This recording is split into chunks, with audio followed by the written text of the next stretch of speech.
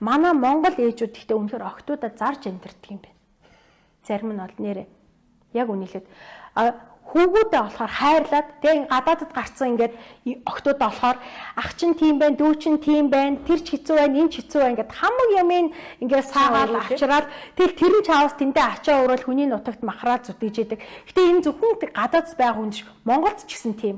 Ерөөсөө ингээд охтуудаа ойлгодгоо. Охтууд бол юу гэсэн үгийн чатгаас өөр яадгийн гэсэн мөртлөө ах дүүндрийг нь болохоор энэ маань тэн маань гэд ингээд идэг.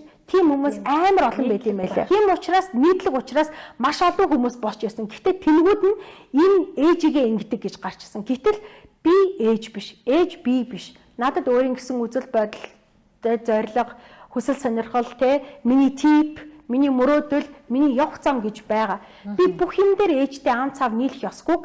Ойлгодгүй хүмүүс бол энэ ястай ээжигээ тэгдэг ингэдэг. Гэхдээ яг үндэ бол буруу бол ээж авийнхаач буруу хэлэх ёстой.